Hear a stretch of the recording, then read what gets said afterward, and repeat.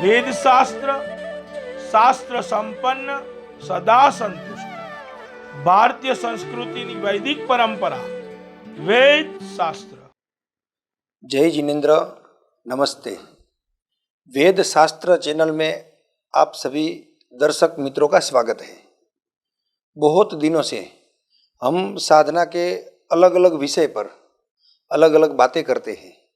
आज हमारा विषय है साधना से सिद्धि, तड़ेटी से शिखर तक की यात्रा।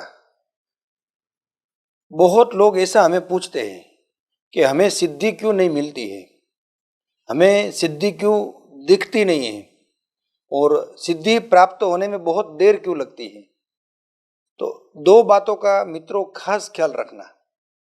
हमारे ज्योतिष शास्त्र के अंदर, हमारे वेद शास्त्र में, हमारे जैन शास्त्रों में स्पष्ट रूप से लिखा हुआ है कि बाहर की कोई भी चीज प्राप्त करना हो तो यात्रा अविरत करनी पड़ती है, अविरत चलना पड़ता है। मगर जब कोई आंतरिक चीज को प्राप्त करनी होती है तो स्थिर रहना पड़ता है, अपने जीवन को स्टॉप करना पड़ता है, जीरो ट्रायंगल खड़ा करना पड़ता है। हम क्या करते हैं, साधना के मार्ग में भी दौड़ लगाते हैं, वहां भी कंपटीशन लगाते हैं, क्वालिटी को मेंटेन नहीं करते हैं, क्वांटिटी के बारे में जाते हैं। जैसे कि बहुत लोग ऐसे होते हैं, ऐसा बोलते हैं, मैंने आज 50 माला गिनी, तो वो बोलेगा मैं तो हर रोज की 100 माला गिनता हूँ। तो कोई बोलेगा मैं तो 150 माला गिनता हूँ। ये मालाएं गिनने मात्र से कोई ईश्वर की प्राप्ति नहीं होती है, या तो कोई इच्छा की पूर्ति भी नहीं होती है। ईश्वर के दरबार में स्पष्ट नियम है कि आप पहले आपकी पात्रता को शुद्ध करो तो कृपा स्वयं मिलेगी। ईश्वर उसकी अनंत शक्ति को बांटने के लिए तैयार है। वो इतना तैयार है कि यदि थोड़ी भी पात्रता आपके अंदर आ गई ने तो दूसरी सेकंड भी नहीं लगेगी सिद्धि प्राप्त होने में। जैन धर्म में एक बहुत अच्छा छोटा सा दृष्टांत आता है। भगवान ऋषभदेव हो गए प्रथम तीर्थंकर। उनकी एक जबरदस्त लोगों ने न सुनी हुई एक बात है। उस बात में ऐसा है कि वहां उनके 2 पुत्र थे, भरत और बाहुबली, ऋषभदेव के। तो ऐसा कहा गया है कि भरत राजा ने परमात्मा के पास आकर के संयम को स्वीकार कर लिया और ध्यान में चले गए, जबकि बाहुबली जो थे वो ऐसा सोचते हैं कि अब मैं उनके पास जाऊंगा तो मुझे उनको वंदन करना पड़ेगा। उससे तो अच्छा है मैं कोई सिद्धि प्राप्त करके उनके पास जाऊं तो मुझे वंदन न करना पड़े। तो वो एक पेड़ के नीचे खड़े रह गए। कितने साल तक वो खड़े रहे ज्ञान की सिद्धि को प्राप्त करने के लिए। उसको कैवल्य ज्ञान बोलते हैं। संपूर्ण विश्व का ज्ञान व्यक्ति को हो जाता है, फिर उसे किसी के सामने झुकना नहीं पड़ता है। पूरी दुनिया की संपदा उसके चरणों में झुकती है। वो सिद्धि को प्राप्त करने के लिए एक पेड़ के नीचे खड़े रह गए बाहुबली जी। अब सिद्धि उनके बहुत करीब आ गई, बहुत करीब आ गई, मगर अंदर प्रवेश नहीं कर रही है। क्यों? कि इनकी एक अभिमान रूपी यात्रा शुरू थी कि मुझे वंदन न करना पड़े, मुझे झुकना न पड़े, इसीलिए सिद्धि को प्राप्त करके मैं उनके पास जाऊं। अब मित्रों, ऋषभदेव भगवान को ये बात मालूम पड़ी कि बाहुबली के आजू बाजू में सिद्धि घूम रही है, उसको अंदर एंटर होना है। एक छोटा सा पडल है अभिमान का, वो यदि निकल जाए तो ज्ञान रूपी सिद्धि उनके अंदर एंट्री कर दे, उनको प्राप्त हो जाए। तब बाहुबली की 2 बहनें थी, ब्राह्मी और सुंदरी।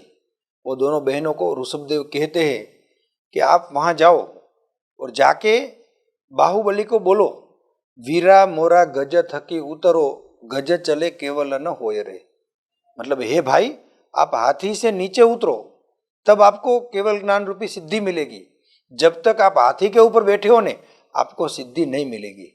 ब्राह्मी और सुंदरी ये दोनों बहनें बाहुबली जी के पास जाते हैं, जाके ऐसा बोलते हैं, वीरा मोरा गज थकी उतरो, गज चढ़े केवल न होय रे। तो ये बाहुबली जी सोचते हैं कि मैं तो नीचे खड़ा हूं, कितनी सालों से खड़ा हूं, कुछ खाता पीता नहीं हूं, और ये मेरी बहनें ऐसा क्यों बोल रही है कि वीरा मोरा गज थकी उतरो, गज चढ़े केवल न होए। मैं तो नीचे खड़ा हूँ।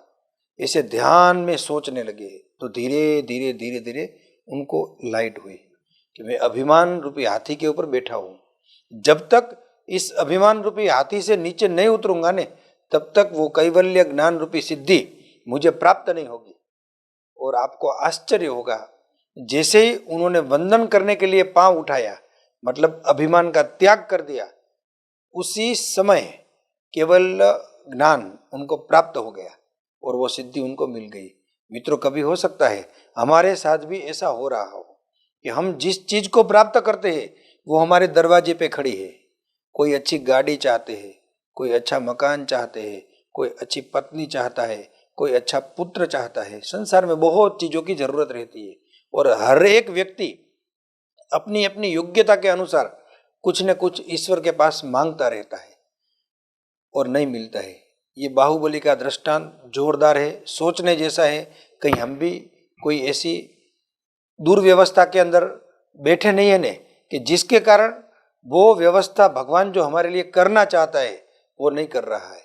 इसीलिए कभी भी साधना करने के लिए बैठते हैं तो सभी जीवों से क्षमा याचना कर दो।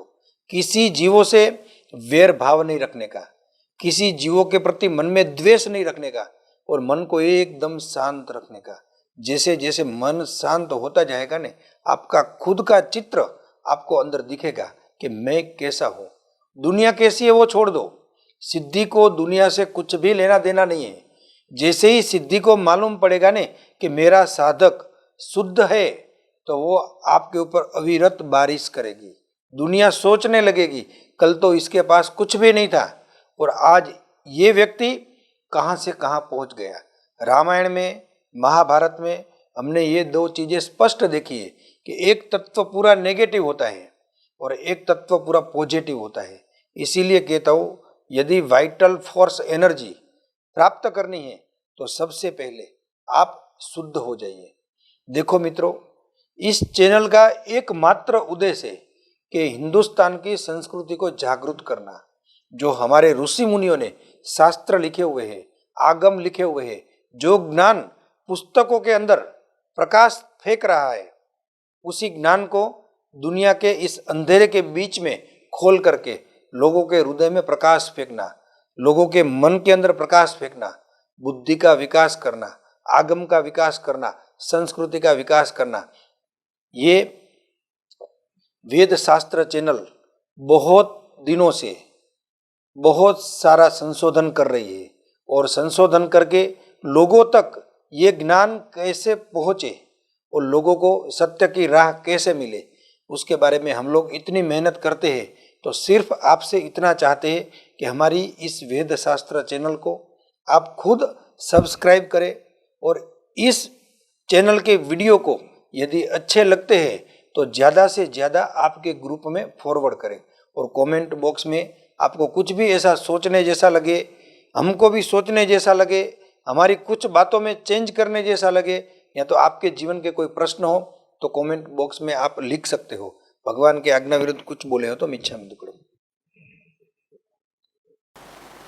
नमस्कार मित्रों, क्या आपकी जन्म कुंडली के अंदर अच्छे बिजनेस के योग है, फिर भी आपको बिजनेस के अंदर सफलता नहीं मिल रहा है? क्यों ऐसी सफलता नहीं मिल रही है, ये सभी बात को जानने के लिए आप आज ही शास्त्री जी से अपॉइंटमेंट लीजिए और शास्त्री जी की रूबरू मुलाकात कीजिए।